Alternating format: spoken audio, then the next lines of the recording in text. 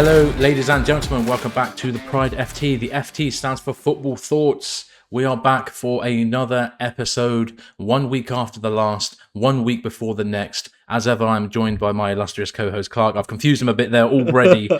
Hello, how are you? That's it. The podcast's gone to shit already, bro. That's it. Well, we've already ruined it. Yeah, that's it. All done. Enough. No, I'm all right. I'm not too bad. Excited to see the old Pochettino in charge now. Soon confirmed. So we're on a good little semi-positive times. Yeah, a little bit of a positive time. How are you, mate? I'm okay. As mentioned in a previous video, the one you did actually the other day, that was it the reaction to Nottingham Forest? I have since the last episode, I've since become a dad for the first time. Have you? Yes, I have. I know, right? So yes, I'm now a dad. If I look really tired and daft, that's why. But it's a bit mad, but it's pretty fun, and he's quite and all cute, the jokes will get progressively worse. Exactly. So the jokes are bad already. They're about to get more cringe. I'm already thinking about buying Crocs for the back garden. It's mad. It's debilitating, the condition of being a dad. But we move. So as you said, Pochettino on the horizon. Many things are happening. There's so much to talk about. There always is. We're coming up to the summer now. There's only three games left in the season. Yeah. Let's talk about the one that has just gone. The one in between the last episode. We had Nottingham Forest last Saturday, I believe, at Stamford Bridge. Yep. And it was a draw. It was another draw. Yeah, ended 2-2. But at least we scored. So that's always something.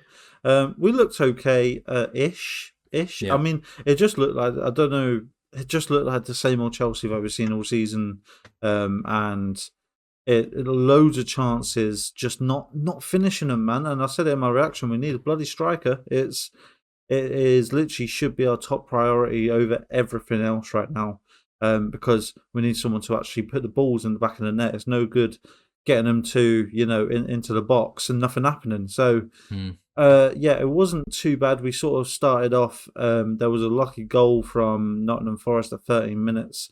I say it's lucky. Mendy should have done better, but in my opinion, I don't think Kepa would have saved that either. The positioning was terrible from Mendy for that, and the defence looked shaky. And you know what? The defence looked shaky all bloody game, to be honest, from that point onwards. So I don't know what's going on there, because we had a big Thiago Silva at the back, and I thought he was going to be like more of a commanding force. But as I've heard over the internet, if Mendy hasn't been in the team for so long, that Kepa and Silva had a relationship of a defender goalie sort of thing, whereas Silva hasn't got that right now, like in a playing term with Mendy. So maybe that could have been one of the things that was affecting it. But yeah, we looked. You know what? It wasn't good. It wasn't bad. We just looked okay. We looked so box standard. Yeah, what did you think? How did we start off? Yeah, so I mean, I was in the hospital, baby thing, so I couldn't watch the game. Actually, no, just got back from the hospital and was absolutely shattered, so didn't watch the game. Unfortunately, I have caught highlights after the fact and seen lots of the discourse about the game. As you said, on Twitter and online and stuff like that. It seems very much like just two moments of really bad defending, really kind of lackluster and kind of almost tired looking defending. Like even really for that first goal, even the normally peerless Silva looked a bit like he just got all of the angles wrong, and he was backtracking, and his jump was a bit shaky warrior. Yeah, shaky warrior. It looked like I'm sleeping in the streets. It literally looked like that all game, though. That's the thing. Like, all game was just defense look absolutely tired, bruv. Yeah. There's just so many injuries inside. Like, people are just dropping like flies. Ridiculous. I mean, like James, obviously, Chilwell again, Cucurella's gone. We'll talk more about who's kind of coming into the squad to fill in those spots. But yeah, I can't speak much really about the general feel of the game. But I can definitely say, I can definitely say with the big moments though. Obviously, like the nice goals that we scored, the shit goals that they scored. And the boos at half time, actually, when we were 1-0 down. They didn't mention them in the commentary. They didn't say anything about them. That's it. I was listening to them on the Chelsea app That's how I was kind of right. yeah. And I did hear the boos ring out like after half time. Not the whole stadium, but certainly a big enough amount of the stadium for you to really hear it. That you can hear, yeah. So it's a bit mad. Like even like the good PR that the Lampard appointment was supposed to be is not really worked out, because if you keep losing and keep drawing, there is no good PR. No. And this was one of those kind of two games that, remember, we said in it a few weeks ago. Like we looked forward at our next fixtures and like, what ones are we actually going to get points from? Yeah. And we thought Bournemouth and we thought Forest. And to be fair, we were right. But maybe not the amount of points that we wanted. No, I think we should have definitely got the 3 points from this game. We played well at points. The thing is, we're getting serious opportunities. Nottingham Forest dropping their defence quite. Their defence switching off at times, and we're not capitalising on it. So it's like, what do you expect? So it's like no one's taking that leap of faith to get the goals in. Half time comes around. I mean, we were getting very frustrated, and you could see it and you could feel it in the stadium. Even though I wasn't there, what am I on about? But you know what I mean? Like you could feel the general like sort of thing was just like, oh, here we go again. Yeah. And getting so frustrated that Felix decides to kick a ball at Yates' face out of frustration as he got up. Don't know how he didn't get a card for that, but he didn't. So a bit of a strange one, but yeah, bloody absolutely booted it into his face when he was on the ground. It was mad. But you know what? I kind of like that at the same time, just because the passion, bruv. Like the bastardry is always fun, isn't it? Yeah. Oh, I love all that. Yeah. I love the shithousery. Yeah. So it's just I love that, and then you can see the passion coming through. And he's a lone player, and we keep on saying this. He's a lone player with the most passion, like out of near enough everyone in the team. Kova came off with an injury just after half time.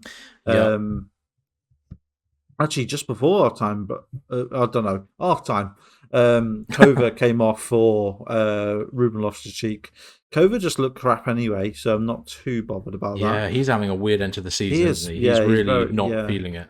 He has dropped off massively. Yeah. Second half gets underway, and we're getting pressured from Nottingham Forest straight away. They came out on smoke, bruv. Absolute smoke. And I was so surprised that they didn't score again, to be honest, in that moment, because holy crap, they were pressing us for a good 5-10, like the first 5 minutes after half time.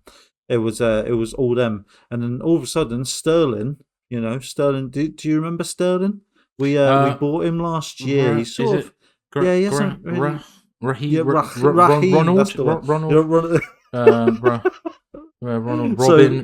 Robin Sterling. Raheem Sterling. Raheem Sterling. Yeah. So we bought him last summer. I don't know if you remember that, but he decided to show up today. On the game, at the game, and got a nice little equaliser. Very sloppy goal, I think, for the first one. Very scrappy, but we take every goal. We take every goal. Easy goal, nothing special. Then going on from that, we were still pressuring. We was all like, it's the same news as all season. Pressure. Nothing comes from it. Some good shots from Gallagher. Some good shots from Felix. Some of them going, a little bit wide and that. And then 58 minutes comes and Sterling decided to show up again. And I thought, cool, this lad deserves a contract here. 58 minutes in, absolute screamer, which is the first time we can say that in a while. Screamer, great goal, absolute great goal. And he had a brilliant game, to be honest, Sterling, especially the second half, pulled us through. Chances upon chances, and obviously Nottingham Forest scored the equaliser. But yeah, just overall, mate, crap. It's just not the level that we should be with these kind of players. It's Nottingham Forest. They're fighting for relegation. We're technically out of it now. But we had. But then again, we had injuries. But then, it's just a striker, man. I honestly think if we just get a belter striker, like we're sorted for a bit. Yeah, but we said that, didn't we? Though we said that we did. After Tuchel's first half season, we were like, if we get a proper striker, we'll be all right. Yeah. Got Lukaku, and then fucking rat turned up. I guess so. Yeah. So that went downhill. I mean, that wasn't our fault though. He's just an absolute that's rat. true. That's true. Yeah. Lewis Hall came on like I predicted, and fantastic game, absolute fantastic game. Lad didn't put a foot wrong. Looked like he could actually hang with the big boys again. We've seen it many times. Bruv. He's proper. He is proper. Enzo, fantastic game, I think. Mendy, shaky warrior. Very. But the thing is, we needed this for him to get into playing again because he hasn't played since the World Cup. So it's like we needed that, and I think he should have been on against Bournemouth, to be honest, but or even earlier in the season. But we move. Sterling was our leader of the pack with 2 goals and a great game, which I didn't think I'd be saying that when I gave him the leader of the pack, but it is what it is. People show up out of nowhere. So that's sort of it for the Nottingham Forest game. Just no. I mean, it was eventful, but just uneventful at the same time. Yeah, I guess any game that ends in a draw always seems like a bit of a letdown, doesn't it? Because it's like, oh, it's one. People get 1 point. Nobody comes out of a dub or an L, and it's always like a bit anticlimactic. I think is the word I was looking for. But I mean, I can't get too emotional about it and the results. We are where we are in the season. We know we're shit. We know we're not going to have any good games really now for the rest of the season, and I think it helped because I wasn't watching it. I wasn't super invested. And although I'm invested enough to do a weekly podcast, I'm definitely at the point where I can kind of just let these kind of shit results just wash over me, and I'm not too bothered. You know what I mean? So we just have to carry on. We just have to move. Like Chelsea fans, if you're listening, don't worry too much about these games. No. We just move. We'll just get to the next season and we're all good. But exactly, as we said after the Bournemouth game, we're out of the woods now, and we don't have to worry about relegation. We don't really have to worry about top 8 because we're not happening. No. So just do what you want to do. It is a proper. Every game is a dead rubber. Like no game means anything to us really, apart from personal pride. We do have some big games in terms of our normal kind of top 6 rivals. Our 3 biggest games of the season. Literally, it's mad. Obviously, what is it? It's City next, then United, City next, and then Newcastle. Dear. So I mean, that's going to be 3 losses, but I really at this point it's just 3 losses. But how many goals will we concede is what I'm interested in. So 12. We might have to do. Do you reckon? Yeah, do a sweepstake. Okay, Man City are going to score 9 of those, and then 2 for Newcastle and Man United. We always have shit games of United. Like I feel like all of the previous games have been like 1-1s or 0-0s. So that'll probably be a 1-0, something like that. But anyway, moving on from that. The Forest game, as you said, we're out of the woods, but into the forest. Yeah. I thought about that earlier, so that was funny, wasn't it? Was that funny? It's told you the jokes are going to get progressively worse. No, I genuinely thought that was a good one. It's already started. Shit. All right, I'm sorry about that. So what's... hey, mate, don't apologise for dad jokes. What's happening in the club? What's the club news? So club news, there's been a lot of talk. There is a lot of talk. Getting close to summer, as we said, a lot of transfer stuff starts happening, hiring of different staff and all that shit. A lot of chat about Pochettino.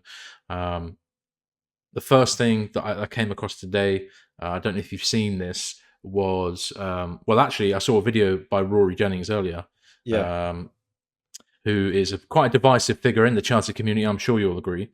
Has some pretty rough takes at points, but says some stuff that makes sense. I saw him upload a video earlier talking about the potential of Lukaku coming back, and that kind of inspired me to ask you kind of what you thought about that. I mean, already in the podcast you've called him a rat, so I've got an idea about what the answer might be. Oh, you know what? I absolutely love him. He really should come back. But I just thought, in terms of looking at his stats, right? I mean, he is currently playing at Inter, obviously. They've just reached the Champions League final for the first time since 2010, largely because of his contributions coming on as a sub. It's also worth mentioning he's scored 12 goals in total this season, only 1 less than all of our strikers combined.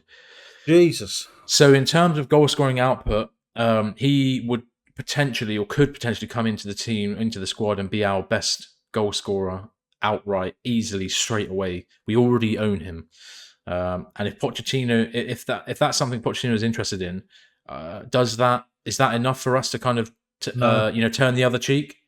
No. I mean, he can do what he wants, but the amount of booze he'll get when he plays, you can't see a way back for him. No redemption. I can't, mate. Like that interview that he done was absolutely woeful. Went against everything that he said when he was moving to the club, and basically just cried and cried about wanting to go back to Italy, which then Italy didn't even want him either, really. But absolute crybaby rat. I don't appreciate it, man. I don't think many people do. No. If you're gonna say you love a club and you want to play for a club, then do that sort of thing. Don't go behind the back to Italian media and chat shit. Yeah, this was the same. You're not even that good, bruv. This was the same season as well that he literally kissed the badge after when we played against Aston Villa and he scored 2 goals. And it was like not long after. I think, what was it? He had a few like little issues with Tuchel, didn't he? Tuchel didn't start him in every game, and he started getting these knickers in a twist. And then obviously did that fucking interview without asking anyone at the club or talking to any teammates about it, and just I think what it like. I want to see more goals. I want to see players score. I want to see us win games. But I feel like, to me, it would remind me of like the Alonso situation. Like towards the end of Alonso at Chelsea, I really just hated him being in the squad. He used to do my head in, and so every time he scored a goal, I would not count it as a goal. So like if he scored a goal in a 2-0 win, I'd be like, yeah, it's a good 1-0 win there. You know what I mean? Wow. And I feel like the same thing would happen with Lukaku. Like, he might score 15 goals or 20 goals, but I wouldn't be really buzzing. Whereas if someone like Brozier had those opportunities in that time and those minutes, and he scored even less goals, I feel like I would appreciate those goals so much more. You know what I mean? No, totally agree. Agree. If Lukaku played, we're playing with 9 men. So it won't be an 11. It won't be an 11. It'll be a 10 men for me. I was going to say, who's the other player? Is Kepa still in goal? Is that what it is? Okay, yeah. Kepa's in goal, so it counts as 9 men. We've got an open goal and no striker. So that is basically how we played all season. To be fair, isn't it? It's an open goal. Literally. And no fucking striker. Jesus Christ on a cracker. Talking of that, I saw a funny stat actually, that Chelsea are the only team not to give away a penalty in the Premier League so far this season. Which I thought was quite interesting, and that must kind of say something about the way that our games have gone this season. Do you think it's because we can't defend? So they never have to really. Do you know what I mean? Like, they never have to cheat their way to a penalty, like we've seen in the past. Like they never have to really. They don't have to run. Actually, what it is, I bet, is they don't actually have to be in the penalty box to score anymore. No, they just shoot from outside the box and it goes in. Yeah. Because that's what it's like having Kepa in goal. You can see it from both ways. You'd be like, oh, you know what? That's top quality defending. That is. They don't even get to the box. Yeah, but no, true. No, it's the other way around. Yeah, the stats are lying. The stats are lying. Yeah, No, I think it is exactly what you said. Yeah, nobody has to dribble and no one invite has to try hard. Exactly, no one has to try hard. They've just got like 8 yards of space in the box. It doesn't matter. You know what I mean? They just pick their corner and they're loving life. Mate, if they've got the ball in our half, it's game over. Like, it's just true. You know what I mean? It's ridiculous. True. No, I think that the stats lying there. Yeah. It's a good stat though. Statman Dave on Twitter. Statman Dave. I like Statman Dave. Yeah, where's he from? Who's Statman Dave? Sounds familiar. Is he on another podcast? He was on True Geordie's the kickoff. I'm not too sure what he's doing now or where he is now. Don't know what he's doing. I'm just looking him up quickly. Yeah, football analyst seen on Man United TV, BBC, and everywhere else. Yeah, I know in Man United. Yeah. But okay. I know him from the kickoff anyway. Yeah. Shout out to True Geordie, what a legend. So Statman Dave, giving us the vital stats there. Yeah, cheers, mate. Yeah, it's something to take from this season. We've broken a lot of records. We've created some very unique, interesting stats. What's the odds on having a penalty given in the next 3 games? Yeah.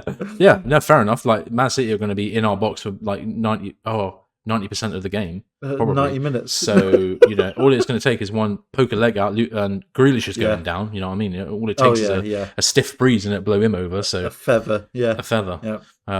So yeah, Pogmol, the much maligned Pogmol, the association that I represents love the Pogmol. British or the Premier League referees. I don't actually know what Pogmol stands for. I should probably look that up because we've talked about it a few times now, haven't we? A piece of something. Penis guys. People, Man, oh lord, people gaslighting matches, on league. what it actually is professional game match officials board. Now, that makes a lot more sense. But fair enough. All right. It's not any of our silly ones. They released the referee and VAR audio. They have been releasing that for loads of goals that have gone in this season. Have you noticed that they haven't been releasing them for any controversial ones? No, exactly. I have noticed that. I have noticed that. The one that they released that were Chelsea related that I've seen is obviously the Kai Havertz goal that was disallowed against Liverpool. The most clearest. It's so obvious. Like, we don't need you to. Yeah, exactly. You don't rewind that. Why do you need to rewind that, bro? It hit his arm. Yeah, exactly. Yeah. No one's complaining. Not even we were complaining. No. It's against the rules. No. Everyone in their nan could see that was. I even rung my nan, and I went, "Have you seen this?" It's a fucking joke. It's got to be disallowed. So you touched on a good point already there. That I haven't seen them do anything that was actually a real controversial, terrible mistake, and they've been a lot this season. I don't know. I can think of 3 off the top of my head, like Brighton twice. I think they've apologised for Arsenal, like 5 or 6 decisions this season. Yeah, and they haven't released any of them. So no, bit of a. It's a bit cringe, isn't it? It feels almost like a diversion tactic, don't you think? It like is. They just, it is. They're like, oh, we're sorry. We're really sorry. And oh, look at this goal. It's like, yeah, well, we know why the VAR had to check that. Yeah, you know what it is, PR stunt. Yeah. That's what it is to gain trust, which is just at the end of the day false trust. So it's just like, oh look, we done this right with Havertz. Well, I mean, Nan saw that and she phoned you. Yeah. So it's like, you know what I mean? It's ridiculous. Okay, now. Do you think that this is something good though? Like the idea of because I like rugby, as we all know, as everyone makes a comparison, rugby games. You know, I mean, it's always. I don't like rugby, really. But what I do appreciate whenever I watch like in England in the World Cup or in the Six Nations, because that's the only time I watch rugby. You know, I've played rugby, I've watched rugby.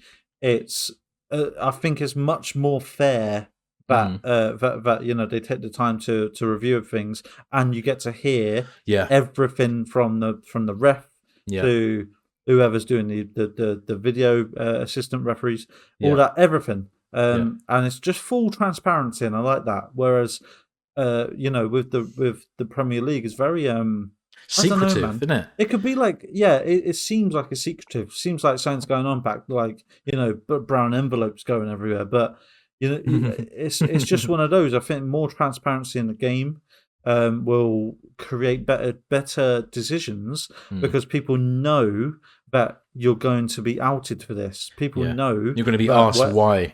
You know, exactly. I mean, so it's like these VAR assistants can't just hide behind Pogmol now. They'll have to answer for it personally because the audio and the video will be out there for people to see. Yeah. And if say for instance, I was you know, doing my job and I was on CCTV or whatever, you know that you're being watched, so you do it properly. You know what I mean? Yeah. Whereas if you're behind closed doors like VAR was. And you know, nothing's recorded, sort of thing, then you know that you can sort of get away with stuff, and I think it will bring around better decisions and just more transparency in the game. Yeah. Do you think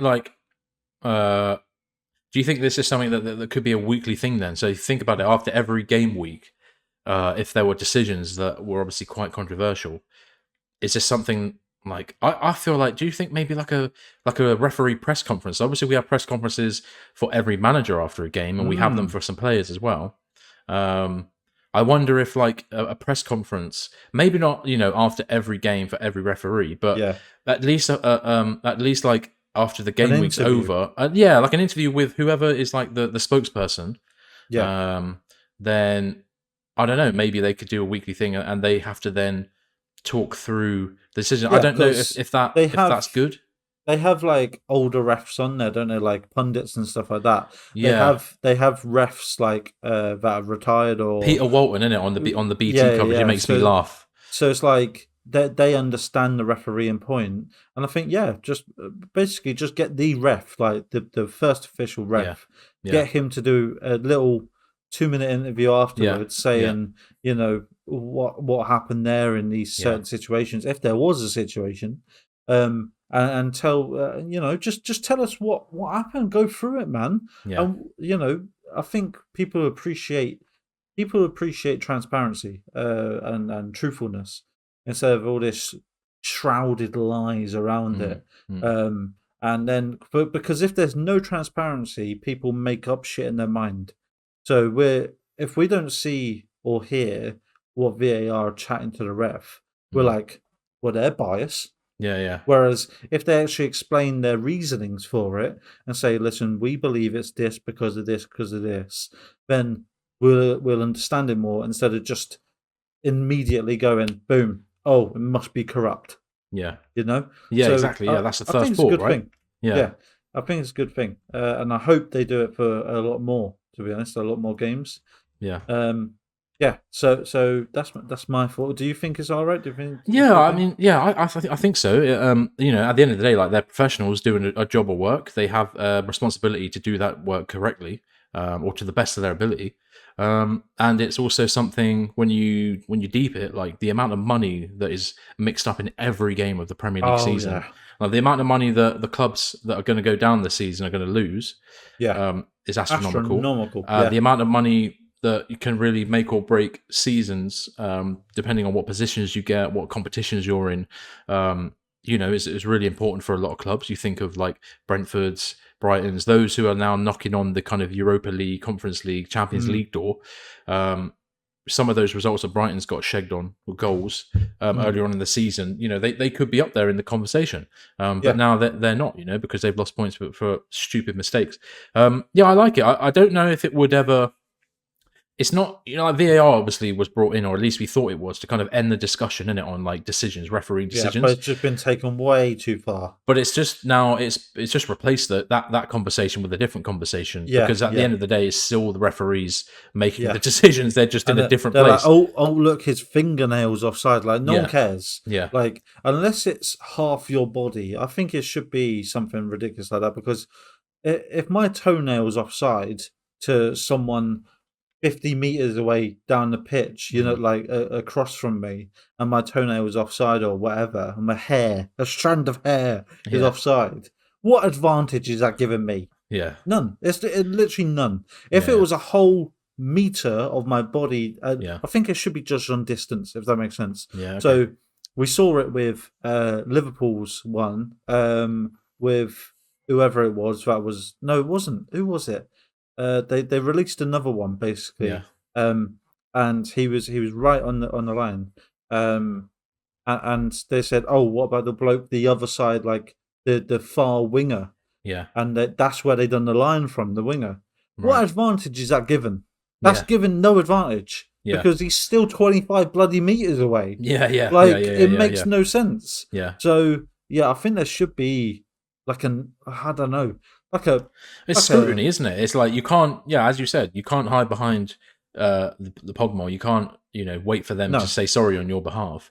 I think the rules should be assessed, though. I think the rules, yes, it's been Yeah, the I same think for so. so long, but I think like it's getting to that point now where if you're even, I think it should be a matter of distance. So Mm, if someone is like, if I'm on the left wing, right, and I'm offside to someone on the right wing, yeah, that's the like.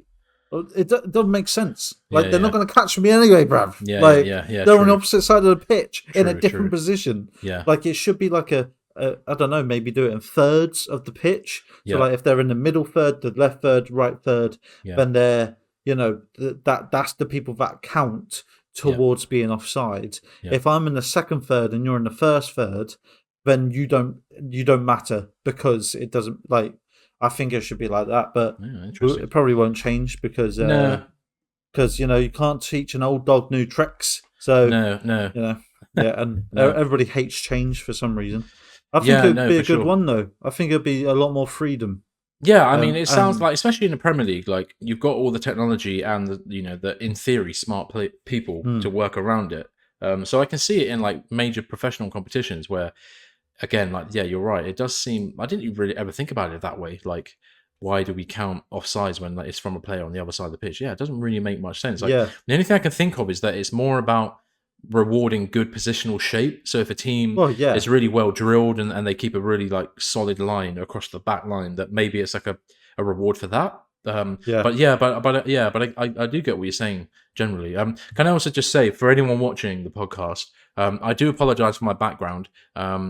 I know the lighting is absolutely mental in here. I've yet to figure out how I can fix it. It's incredibly bright. The exposure is crazy. Bo is currently next to the sun. Yes, I did forget to say, I actually am today broadcasting from my house on the sun. So I've just got a 2-bed masonette on the sun. It's just a mild solar flare. It's just one of those fucking planet-sized solar flares. Just it's just created a lot of light. I do apologize. The radiation is messing with my camera a bit. I do apologize for that. Someone else who should apologise for being a little bullshitter is Julian Nagelsmann's agent, Volker Struth, which is a sick name, by the way. It's a rap name. Volker Struth. That sounds like some fucking 80s action hero, action villain, you know what I mean? Like in an Arnie film. It sounds like a badass from Warhammer. That's what it sounds like. Yeah, true, it does, literally, yeah. Volker Struth.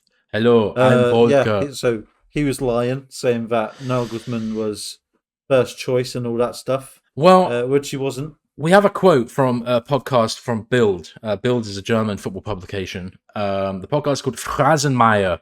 I think that's how you say it. And this also comes from The Athletic, who kind of picked up on the quote.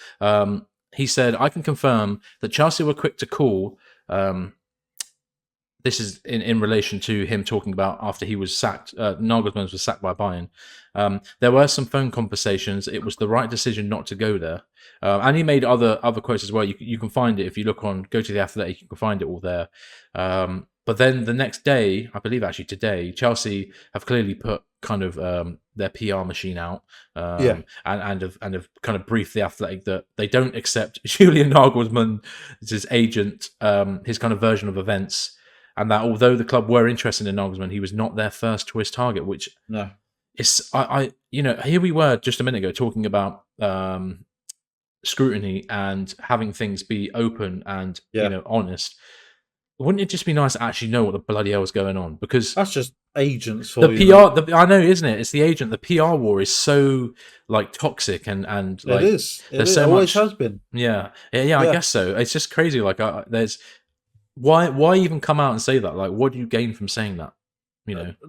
Reputation. Just to make his client look good, I guess. Like, no, we turned them down because we didn't want to go there. Yeah. Chelsea. Yeah. No, but no. Basically, Volker Struth has probably put into Nagelsmann's head. Listen, lads, they want you here, and Nagelsmann's gone. Fuck no, I'm first choice, boys. Let's go. Yeah. So he didn't really think of anything of it. He's just like, easy job, let's go. More monies. And the agent doing that because he gets a cut of it, or more monies. So, it's just bullshit. And then when we've turned him down and made him look like idiots because he thought he was first choice, and we've come out and said, well, he wasn't. And Volker Struth's like, but they said they were. Yeah, like, it's just childish, mate. Honestly, well, I think wasn't the story. I think like the reason why he turned us down apparently was because he thought it was a done deal and he could just walk into the job, but we were actually still interviewing other candidates. Yeah. So I guess that really that idea works better with what Chelsea is saying, because it's like, no, he wasn't the first choice. He was an option, but we were looking at other people and he couldn't handle that. He couldn't just walk into the job. I mean, obviously we were slighting for him here on the show, you know what I mean? Let's not forget that. Because we thought he would be an interesting target a managers go for, especially because before that point, before the whole Pochettino situation, we were more talking about Luis Enrique and other managers from around Europe, Ruben Selles, Marcelo Gallardo, loads of fucking names are flying about.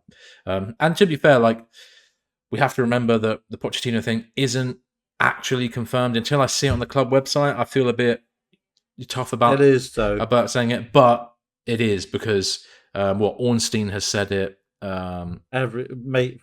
what's his face? Romano, Fabrizio Romano has said Fabrizio Romano said it. If Miguel Delaney. Fabrizio Romano says it, it's fact. It's pretty good, yeah. I know. I'm not having it any other way. He said to us, he's like in a village. He's like the truth. He's like the village elder. You know what I mean? Prophet, he's like the prophet. Yeah, always speaks the truth no matter what. He can't help it. He is literally the all-seeing eye, bro. Yeah. Because when we was trying to get Enzo Fernandez, he was going, yes, it's going to be done. It's going to be like, trust me, tonight. And then got to like 10 o'clock at night, and you're like, he's like all sweating. Are you sure? Yeah. Got to like 11, and he's like, Here we go. Here we go. Yeah, exactly. My guy came through again. To him. It's crazy that he's managed to make a career out of just like being the transfer guy, but that's fair enough. You know, like we nowadays, you know, I love transfers as much as I love well, that's not actually strictly true, and it is this season, but the transfers are quite exciting and fun now, and we've got a lot. Obviously, we will probably have a lot to talk about incomings and outgoings coming up this summer, which starts soon. It's going to be nice, obviously, to have a break, don't you think? Like just to, I think so. I do love the football season, and I do feel sad when it goes. I think the first week I'm all right, like, but then when it's like week 2, it's like an international break that lasts forever.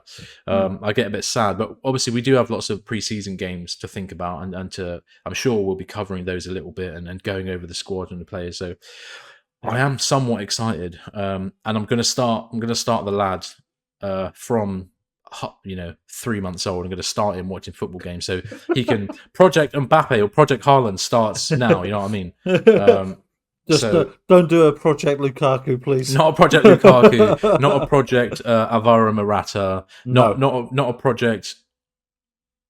Someone else who's also shit. Loads of shit players. I don't fucking know. We've had loads. We'll go with Haaland, I think, because right now he's an absolute. Right now he's the guy. You know what I mean? If I can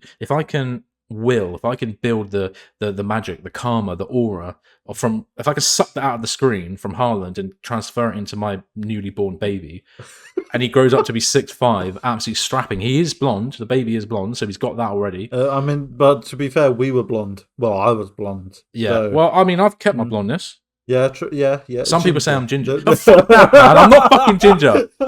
All right. I'm not fucking ginger. Obviously, I think this doesn't help because I think people. I like to say it's a golden hue. It's a golden. It's a tawny golden hue. Golden boy. Yeah. I don't know. Not happy about Strawberry blonde. Strawberry blonde. Okay, we will go with that because that's factual and that is what you can see. I'm not fucking ginger. Not that there's anything wrong with ginger people. All right, some of them are all right. Other hair colours are available. Other hair colours, exactly. Other hair colours are available. You can dye your hair. I won't because it'd probably all fall out. So, bloody hell. Let's move on. Sorry. What is going on with Chukwuemeka? Oh, good lad, Carney Chukwuemeka. So the England Under-20s World Cup is coming up very soon. I don't actually know when it starts. I should have done more research. I apologise, but I'm pretty sure it's literally within the next few weeks. It's kicking off. I think it's this weekend. Oh, there we go. This weekend. So obviously a lot of young Chelsea players are included in those squads. A lot of these guys have played other tournaments, under 17s, 18s, 19s, blah blah blah. Carney Chukwuemeka and Lewis Hall were both called up into the under 20s squad, and I'm sure others were too. I actually don't know that. Maybe I'll look that up in a sec. Chukwuemeka is also England's captain. Oh, is he? Yeah, and apparently in the last tournament he played, he was captain. Yeah, he was popping awesome. Like one of the players of the tournament. So popping. It's obviously going to be a big loss for England that he won't be able to be there.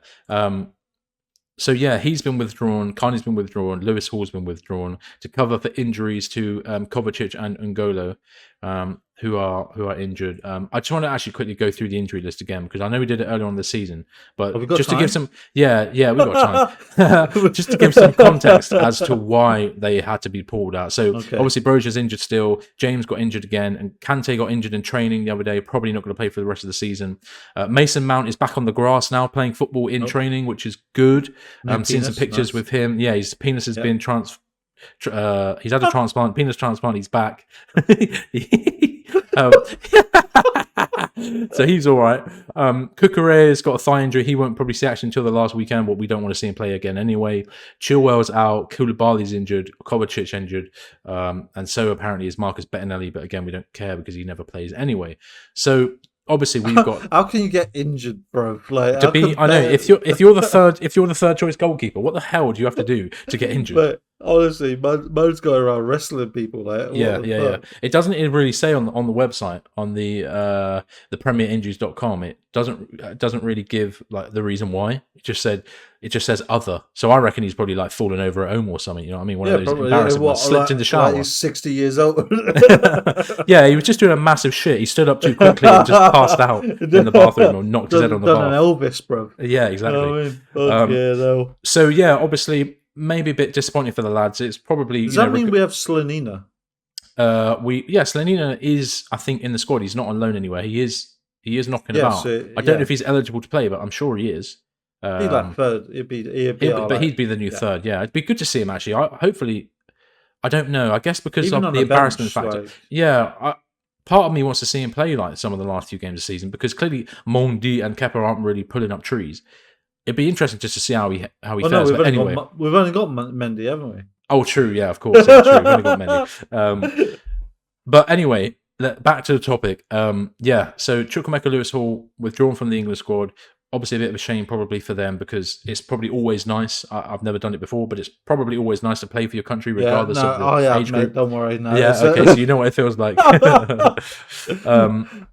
But good for them. I hope they'll see action. I mean, obviously, do this, but play him. You know what I mean? Don't do it and then just have him on the bench because you're worried. I was thinking this when Lewis Hall was withdrawn, and I thought if he plays anyone else than Lewis Hall, it's going to be so like proper deep on them because like you could have been playing for your country and you're sitting on a bench, but luckily he played him. I think it's a good thing as well. I mean, it's only under 20s, and obviously it's not the senior level, so it's not too bad. And they've both played for England before. It's not like it's the first time. Yeah. I think it's a good thing, a good little opportunity for them to show what they got.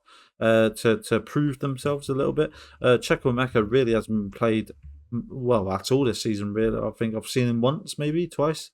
Lewis Hall played a little bit more than Chukwuemeka, just because due to injuries. But you know what? I think both of them are quality players. And I think if they don't get any minutes on the pitch in the next 3 games, I think it'd be criminal, honestly. Yeah, no, it'd be really harsh because, as you said, why take them away from a good experience to play for your country for no reason?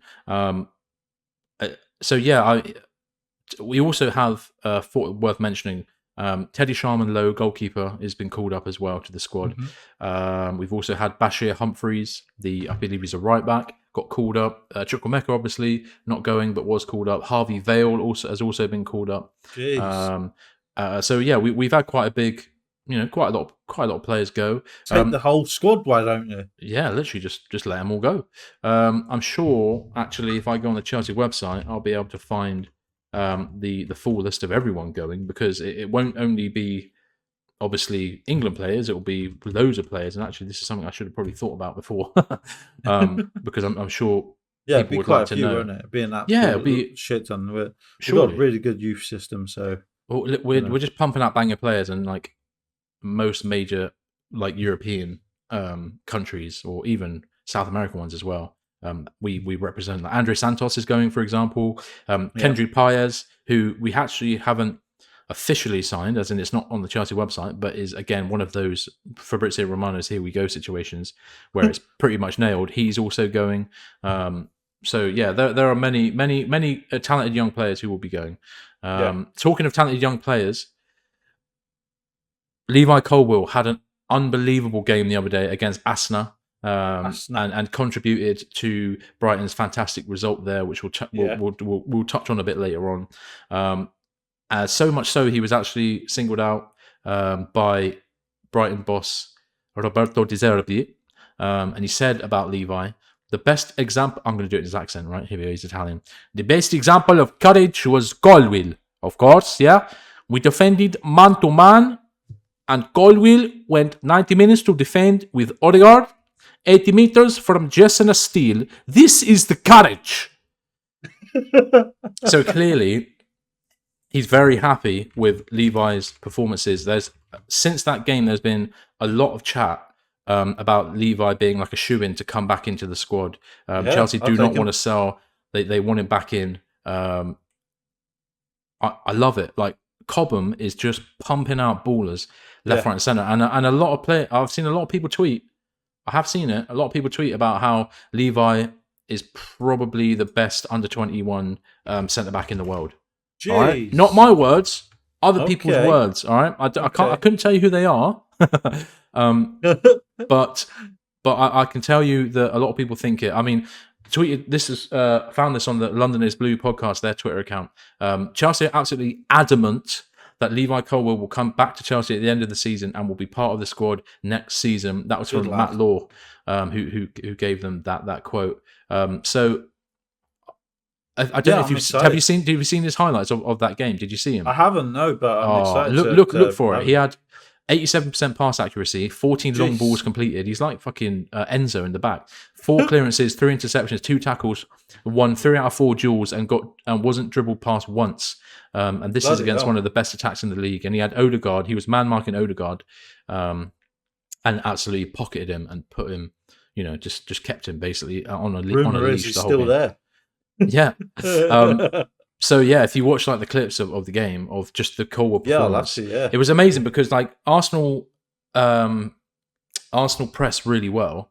Like that's one thing that they're like really. Like we saw it in their game against us not long ago. Like they put us under so much pressure, and like everyone was just folding, relentless, exactly. But every time they got close at Levi, the brother just picked his head up. They were specifically targeting like the Ben White kind of channel, like the right back area with Mitoma and Enciso, and it was amazing. He was literally picking out unbelievable passes again and again and again and again. And dare I say it, John Terry-esque, because that's what JT. One of the most underrated talents of JT was his passing, and a lot of people think he was all about heading and the guts that he showed and putting his body on the line, last ditch tackles, interceptions. It wasn't that. It was that, but it was also his passing. Like, there's a really unbelievable goal that we scored. I think it was the 2009 season when we were popping, and it was an Ashley Cole goal. One of like literally the best goals you'll ever see, in my opinion. I think I watched that the other day. For some reason, I can't remember who it was against. I think we beat a team like 7-0. It was that Ancelotti season, and like John Terry basically gets the ball, comes back to him.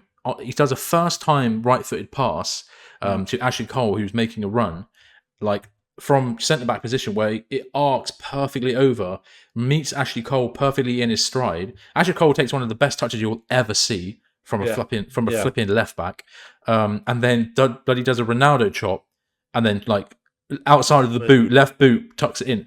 Anyway, look it up if you've not seen it. If you're a fan who's much newer to the Chelsea universe, I know what a player. What a player. You should go and look for it and look up a bloody John Terry passing compilation, because trust me, you'll see that he was much more than just a Yerdar defender. And anyway, Levi shows that I think he could have that kind of talent level, and he is one of those players. Like I could do without certain players playing from the youth setup, you know what I mean? But I think Levi has to come in, regardless if we've got Badia Shield, regardless if we've got Fofana. He's probably picked up that passing technique from Terry himself, because Terry was doing the youth development for 2 years, was it, or a year and a half? Yeah. So Colwill would have been there when he was doing that. Yeah. So just absorbing the talent, absorb like a sponge. Like a sponge. That's what it is. Should we just go over Pochettino quickly? Yeah, go on. And just what do you think of these? There's so many rumours of what he wants, what team he wants to build, how he wants to do it. What do you think is actually going to happen? I don't. Gosh, isn't it really hard, because there are so many moving parts with the Chelsea at the moment, right? So many new members of staff, so many injuries, so many like players that probably won't be there next season. Yeah. Some, probably a few players who will be there next season we just don't know about yet. Obviously, Nkunku is one that we do know about, who, by the way, got back from injury at Leipzig, has had a really very strong end of the season. So kudos to us getting that deal done when we did. Worth remembering, he's still only like 25, 26, so we could have an absolute baller. There's a guy called Seb Chapuis on Twitter. He's a French guy. Again, quite controversial on the Chelsea scene, but knows a lot about football, very analytically minded. And he talks a lot about how good Nkunku is and how amazing he is at linking up and finding good passes. Anyway, sorry, I always get distracted. I feel like Pochettino's going to have so many tools at his disposal. Yeah. It's so hard to predict. Like, no one, to me, is a shoo-in. Nobody's had a good enough season where they can guarantee their spot, apart from maybe Fofana has shown that he's like a really good, young, talented centre-back. Badiashile, I think, also, like he's shown promise, but none of the goalkeepers. Thiago Silva's going to be bloody pushing 40. Oh, of course, Enzo, no, that makes sense. But, like... That's about it. That's about it. Like, obviously, we've got Mudryk and Madueke, but none of... Like, they've both had moments, but they haven't, like, set the ground on fire. They haven't set the world alight, Well, Mudryk actually did set the ground on fire at one point. Well, because he's so quick. And he travelled back in time in his DeLorean because he went at precisely 88 miles an hour. I think under Pochettino, I think there's so many rumours going around of how he wants to do things, what transfer he's going to do. I don't know how people actually know all this because... How do you know? It's paper talk. It's just for clicks, isn't it? It's just a load of crap. So I think he's going to do. I think he's going to do a good job. But I think he's going to make it. Oh, it's a big job. I saw a thing saying he wants to make it like a family instead of a team. I've seen so much bukkake about how he is like he's got players walking over hot coals and breaking arrows on their heads, and like he believes in people's auras. In the 1800s. I know he sounds like a nut job. To be honest, I don't know if I want to hear all this news about him. He sounds like a freak. But comes to the training ground. Where's the archery? Yeah, exactly. Brings a shaman with him and burns sage over the training pitches for good vibes. Everybody have mushrooms. They're all good. Yeah, literally. So let's all go on a trip together, guys, and really build a bond. Got Thiago looking at fucking Matrix. Okay, no. So yeah, I mean, there's been a lot of chat about all the stuff that he's supposed to be doing. I can't, as I said, I don't want to take much of it really to heart because I don't really believe any of it. And it's just a lot of people making a lot of guff. What I do know about is that he's a competent manager. He knows how to get his players in good shape. He knows how to motivate players, especially young ones. And he's got a lot at his disposal. I'm very excited to see how he shapes the squad. I'm sure there are going to be players that a lot of people want to see that won't play, that will leave. Kovacic's, maybe even someone like Trav Chalobah, if Colwell's coming back, might not have a space anymore, which would be a shame. But we'll see. I am excited though. I do think he's got a good eye for talent and a good eye for building a squad. So I think he'll do a half decent job. But it's so hard right now, isn't it? Yeah, it's so hard agree. right now. I think it's going to be interesting on how I don't know how much he's been watching of Chelsea throughout the season. I don't know how he does his research or whatever, but to see what teams he actually puts together, what formations he's going to play as well, and just the general feel of the club. Because Potter came in and it was all family friendly, but there was no real ambition there. Lampard's come in and he doesn't even know what planet he's on. So I think getting that sort of, you need to get a really good mix of the vibe. You need a good family-friendly vibe. Like it doesn't seem like a job. It's just you go into your family. Like So I like that aspect, but then we need that little aggression, that spark, that eye of the tiger in us to be like, right, we need to fucking win some games. And get that momentum going. So it's going to be interesting to see. But I just wanted your opinion on it because we have seen so much crap on the internet about it. And I think a lot of it is that is crap and it's just for clicks. But we'll see what happens. I am looking forward a lot for this season just to end, to be honest. One thing I want to mention just before we go on to the women's news, just quickly, I just saw it on Twitter. It's not really breaking news, but basically it looks like Chelsea are close to kickstarting their multi-club project by buying a stake in Ligue 1 side Strasbourg. This is via Jacob Steinberg. Apparently talks were also held with Bordeaux, but a deal with Strasbourg made more financial sense. The size of the proposed stake is unknown, but talks are progressing smoothly. The price would depend on whether Strasbourg avoid relegation. So, it doesn't really affect us right now materially, but what we can say is that if it happens, we'll have like a feeder club to send players on loan to, and Ligue 1 is a really great growing, breeding ground for talent already. Very physical, technical, good league, and I think actually matches up the kind of Premier League style a lot better than a lot of other European clubs do. So yeah, excited to see how that goes. Hopefully. I don't know how I feel about it morally, ethically. I don't know if it's right that that kind of thing can happen. I don't know. Everybody else Like to does buy it. different clubs, but I don't know what it feel like to a Strasbourg fan, because you I guess you're not allowed to get into, or what happens if they get into the Champions League and we're there as well? We can't play each other because that's a conflict of interest. So I don't know how that works. I mean, as they're fighting relegation, I don't think that's going to happen. No, yeah, I know, So, but that's true. yeah. But you never know. Anything, who else? True. Who's had a True. good season? Leicester won the league at one point, and now look at them, they're fucked. Yeah. All right, let's move on then to the women's. Obviously, the big news, the major news, is that they went on and won the Women's FA Cup for the third time in a row. Which exactly... They won 1-0 in the end. Who scored? The goats. The goat. The goat. She's the goat. Sam Kerr, of course, scored the goal that made the difference. It reminded me a lot the performance and the win of the 2007 Men's FA Cup final where we beat United, and it was Drogba scored in like the extra time. Oh yeah, which is a sick goal. I was around my mate's house. Remember Edward, secondary school? I was around his gaff. He was a United fan, and we were watching together. And then we won that. Anyway, it was a record-breaking attendance for a women's professional game. Over 75,000 fans were there at Wembley. Unbelievable turnout. Nearly filled. Literally nearly filled the full stadium.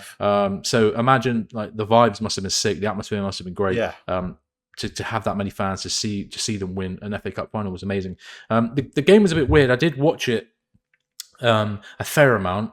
It's hard to really watch anything properly when you've got a newborn baby because they take up so much of your flipping time and your attention. Yep. But he was sleeping at the time, so we had it on the laptop just while we're in the nursery.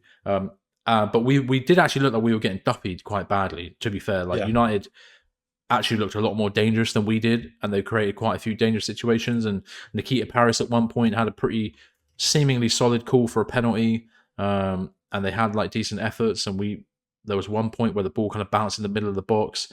I can't remember the name of their player, but he kind of swiveled and took a good effort. And it was an unbelievable like reaction save where Anne-Catherine Berger was going one way, but then saw that the deflection and then kind of went back the other way and palmed it away, which was pretty sick. Matrix style. Yeah. But yeah, Pernilla Harder then comes on in the second half and in the 57th minute, and she just locked the game down. She really turned the game on its head. And it was one of those really like Mourinho style to me. Like we nullified, we let the other team think they had a chance. We gave them opportunities. We gave them confidence to kind of step out of their defensive shape and really push. And then we just utilized our great players to like a lethal amount. The goal that we scored 10 minutes after Pernilla Harder came on, it was a lovely bit of like play in the middle of the park. We took a throw in. It was kind of dummied to Guro Wrighton, who played a nice ball through to Harder, who was kind of running down the right channel towards kind of the right side of the penalty box. She then produced a Kevin De Bruyne-esque pass. Looks like a legit like flipping FIFA L1 square low driven cross across the box that was perfectly weighted and perfectly timed into Kerr's into her stride, into her run, and Kerr just tucked it away nicely, really, with ease. Easy claps. And that was enough to win the game. It got a bit hairy towards the end, but any great teams win games by just staying strong and staying compact. And Sam Kerr even said after in her interview, like, we didn't have our best game, but that's the sign of a great team. So she agrees with me. So thank you, Sam Kerr, for agreeing with me. That makes me feel great. That was kind of the roundup. I believe that the women did also beat Leicester like straight after our record last week. They beat them like 6-0 or 7-0. Yeah, 6-0. It was 6-0. I won't go through all the deets of that, but no, they're absolutely flying. But in terms of the WSL, that like 2 games in a row that they've won, one was 7-0, one was 6-0. So it's unbelievable. As it stands, Arsenal are actually in the WSL are currently beating Everton 4-0 at half time.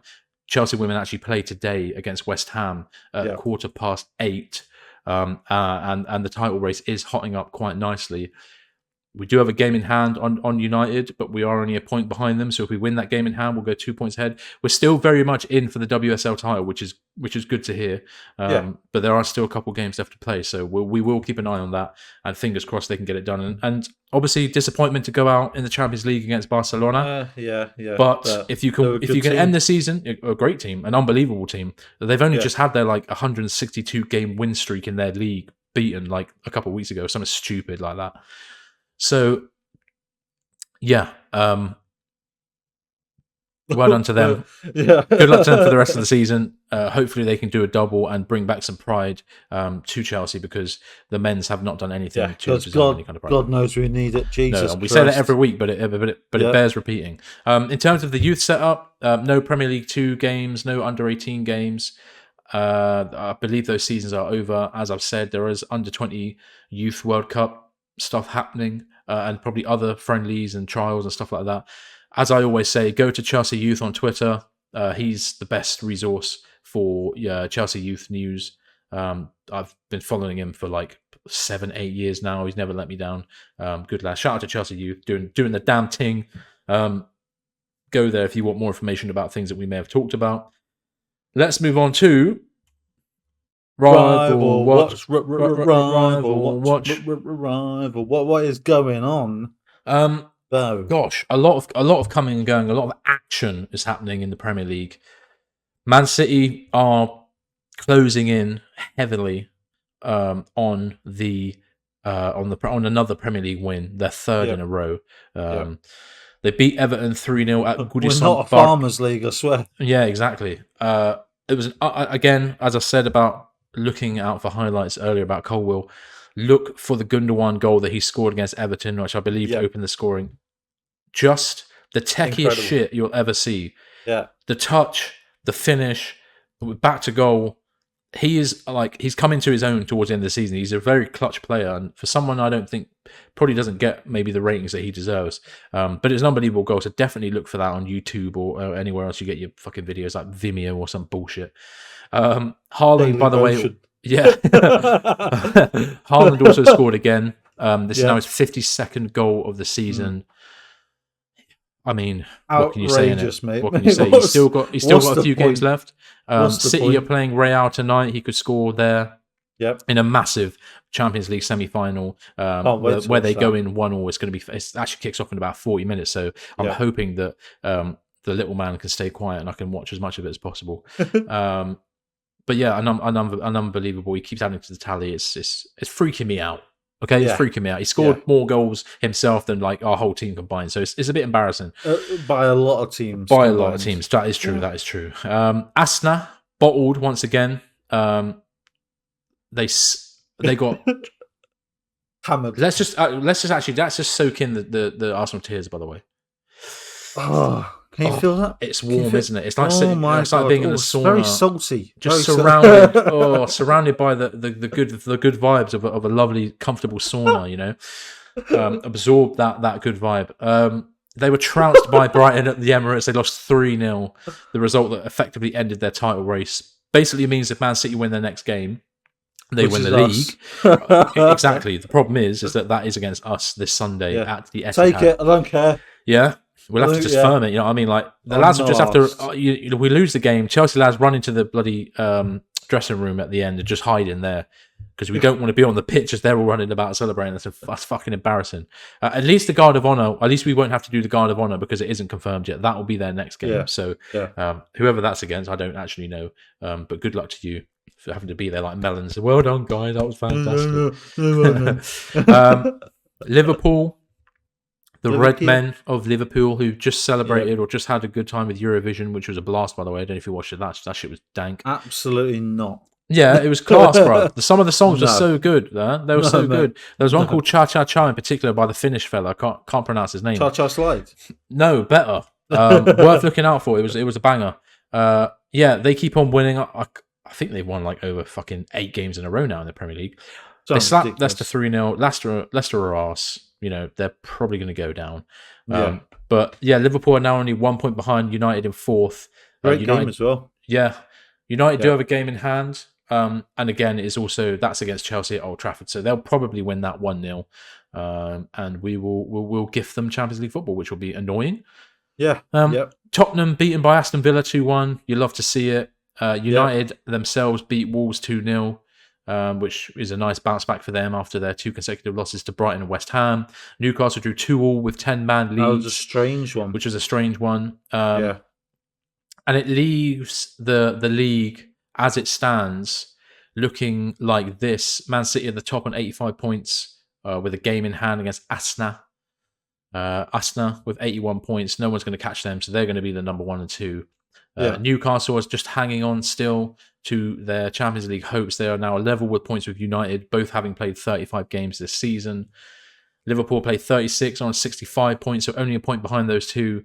But yeah, as you said, they've got game in hand, so it's still very much. I so hope Newcastle go third. Yeah, I'm hoping maybe for United to drop out of the top. Yeah, that would be nice because at one point of the season, to be fourth. Yeah, at one point of the season, United were talking about potentially winning the league because they're having great form, and they weren't actually that far behind. But since then, obviously, they've fallen off a cliff a little bit, or they've had a lot of wobbles anyway. Maguire. Yeah, literally, yeah. Who Varane and Martinez have been injured, and they've just looked like ass. Brighton then in 6th with 58 points, 7 points behind Liverpool in 5th. They do have 2 games in hand on Liverpool, so could get close. Could come within a point. Know. So in theory, if Newcastle, United, and Liverpool slip up a bit, Brighton continue strongly, then they could see themselves in the Champions League, which would be an unbelievable achievement. That'll be absolute scenes. Yeah, and to be fair, they'll get wiped the floor with. Yeah, it'll be like when Leicester were in the Champions League and they got absolutely dumped out instantly. Tottenham, 36 game players are on 57 points, a point behind Brighton. But again, have played 2 more games, so they are probably going to end up in the Conference League or whatever the hell that thing is. I'm not going to go through everyone. Obviously, we still sit in 11th, whereas 35 games played, 43 points, minus 5 goal difference.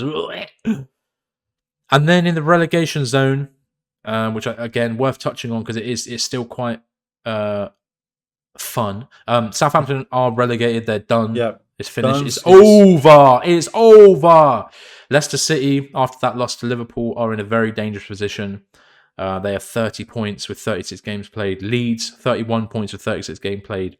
Everton, your other local club, 32 points with 36 games played. And Nottingham Forest, who we gave a point this weekend to, are on 34 points with 36 games played. West Ham are only on 37, but I think that'll be enough now. Yeah, I think they've clawed themselves out now. And Bournemouth are safe, Wolves are safe.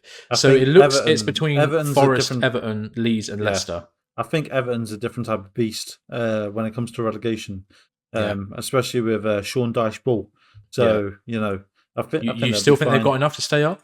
Yeah, I think you know what? It's just a different type of it's a different kettle of fish. It's you're fighting to stay in the Prem. It's well, what's good for Everton is that they've got Wolves and they've got Bournemouth for their next 2 games. So in terms of opponents, both teams are, I think, if not mathematically, then certainly spiritually safe.